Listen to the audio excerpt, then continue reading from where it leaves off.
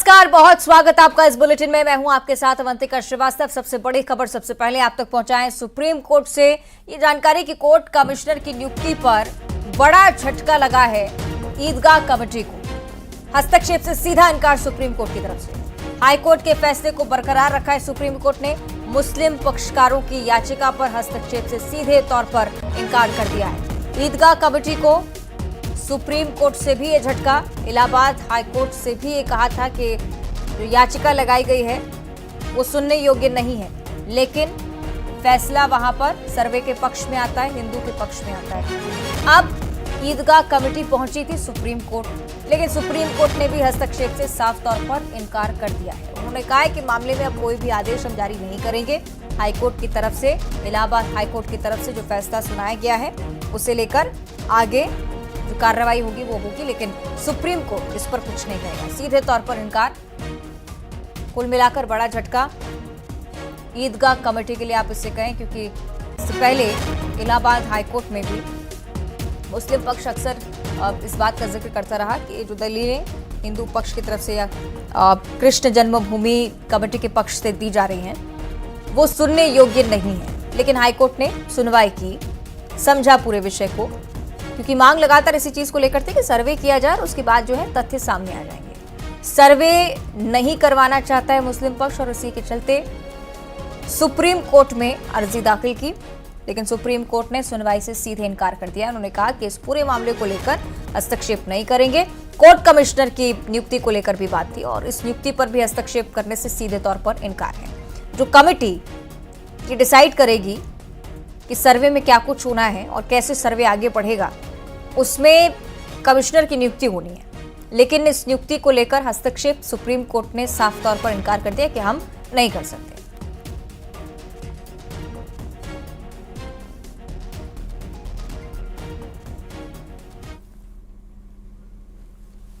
राजधानी भोपाल का जिक्र करेंगे। मंत्रिमंडल विस्तार के लिए इंतजार लगातार बढ़ता जा रहा है, लेकिन राज्यपाल Mangubhai Patel out of state पहुंच रहे हैं। राज्यपाल 19 दिसंबर तक अधिकृत रूप से बाहर रहेंगे, इसलिए आप मानिए कि तब तक तो मंत्रिमंडल विस्तार नहीं हो सकता है। मंत्रिमंडल का गठन उसके बाद ही होने के आसार हैं। दिल्ली और भोपाल में नामों को लेकर वरिष्ठ नेताओं के बीच तब तक चर्चा चलेगी। नाम फाइनल होने के बाद ही, दिल्ली से हरी झंडी मिलने के बाद ही मंत्रिमंडल विस्तार को लेकर आप जानकारी पाएंगे।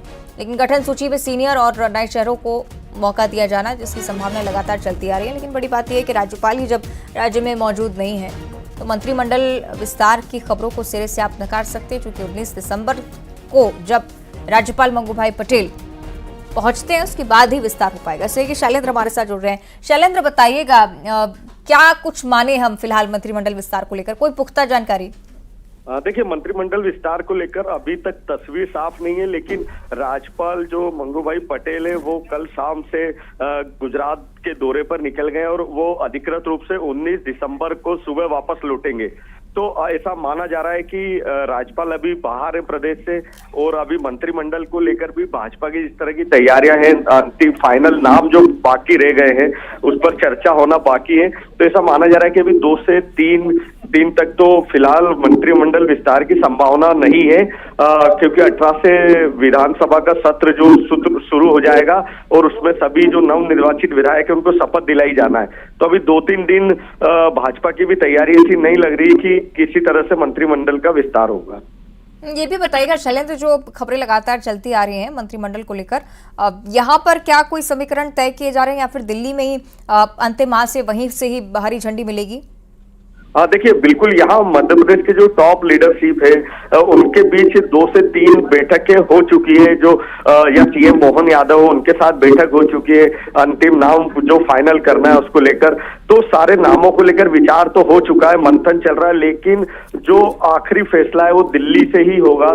तो ये सारे नामों को लेकर जो सूची दिल्ली भेजी गई है या भेजी जाना है उसको लेकर, कुछ नामों को लेकर जो चर्चा है, तो ये सारी फाइनल होने के बाद जब दिल्ली से हरी झंडी मिलेगी उसके बाद 1 दिन में ही विस्तार हो जाएगा। ठीक है, चलिए देखने वाली बात कि आगे क्या कुछ होता है। बहुत शुक्रिया आपका शैलेंद्र।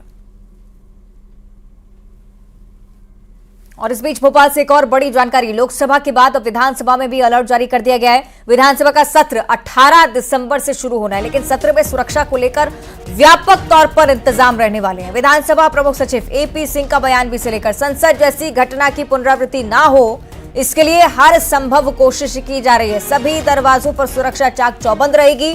विधायकों को हर दिन एक ही पास जारी किया जाएगा।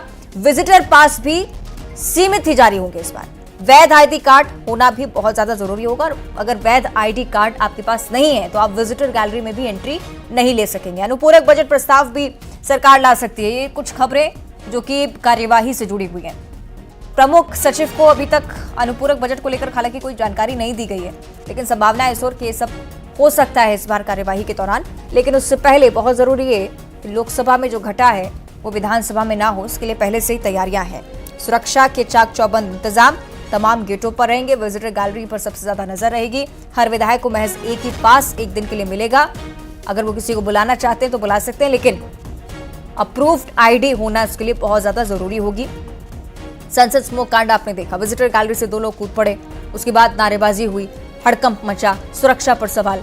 लोकसभा की स्थिति विधानसभा में नजर न आए। मध्य प्रदेश विधानसभा पहले से ही इसके लिए तैयार है। अनुपूरक बजट को लेकर भी जानकारी आई है। अभी तक हालांकि प्रमुख सचिव को जानकारी नहीं दी गई है, लेकिन अनुपूरक बजट प्रस्ताव भी सरकार ला सकती है। 18 दिसंबर से सत्र शुरू होगा। खासतौर पर शपथ को लेकर ये सत्र बुलाया गया, खास सत्र है, उस पर तो नजर रहेगी। साथ ही साथ लोकसभा जैसे घटना की पुनरावृत्ति यहां पर ना हो, इसके भी इंतजाम।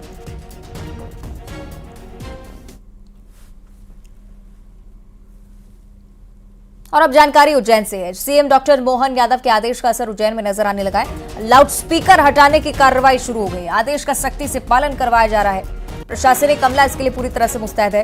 कोशिशें की जा रही हैं कि जितना जल्दी हो सके उनके आदेश पर अमल हो। ये तस्वीरें आप देखिए, अलग अलग धार्मिक स्थल जहां से लाउडस्पीकर निकाले गए, क्योंकि तेज आवाज में लाउडस्पीकर पर अब पूरी तरह से प्रतिबंध मध्य प्रदेश में हो चुका है। तय समय से ज्यादा सीमा पर आप लाउडस्पीकर नहीं चला सकेंगे और ज्यादा तेज आवाज में तो बिल्कुल नहीं चला सकेंगे। और इसी के लिए अलग अलग धार्मिक स्थलों पर पहले से ही प्रशासन ने मुस्तैदी जताई है। डीजे संचालकों के साथ बैठकें की जा रही हैं। लगातार उन्हें भी निर्देशित किया जा रहा है। और धार्मिक स्थलों की भी ये तस्वीरें जिसमें साफ तौर पर लाउडस्पीकर हटाते हुए लोग आपको नजर आएंगे, पहले से ही संज्ञान अपने स्तर पर, जिससे आगे चलकर उन्हें भी कोई परेशानी ना हो। तो सीएम डॉक्टर मोहन यादव के आदेश का ये असर उनकी खुद की नगरी उज्जैन में तस्वीरें भी सामने आई हैं। और अच्छी बात है कि अपने स्तर पर भी लोग इस आदेश का पालन कर रहे हैं।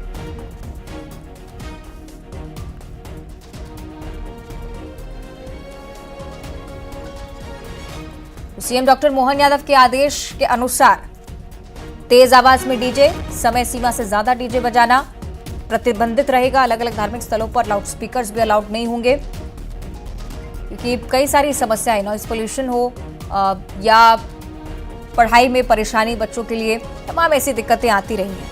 और इसी के चलते पहले से निर्देश थे। इस आदेश का पालन भी लगातार हो रहा है। अलग अलग जगह जहां से इस प्रकार की खबरें सामने आ रही है, कहीं प्रशासनिक अमला बैठकें कर रहा है, कहीं धर्म गुरुओं को समझाया जा रहा है। और धीरे धीरे लोग इस बात को समझ रहे हैं कि ध्वनि प्रदूषण एक बहुत बड़ी समस्या है।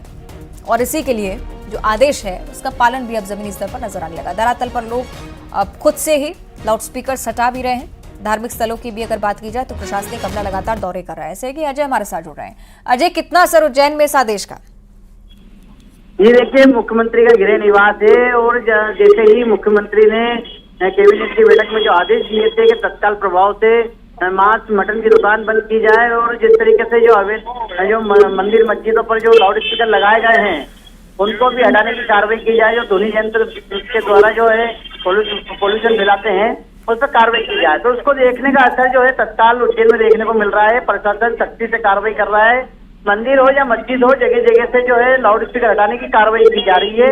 और जो है सभी लोगों को बिठाकर हिदायत भी दी गई है कि इसके लिए बाकायदा परमिशन ली जाए। परमिशन लगा लेने के बाद ही इसका जो है पालन सख्ती से किया जाए। जितना नियम में है उसी नियम में जो है लाउड स्पीकर को लगाया जाए। ठीक है, चलिए, बहुत शुक्रिया आपका अजय पूरी जानकारी के लिए।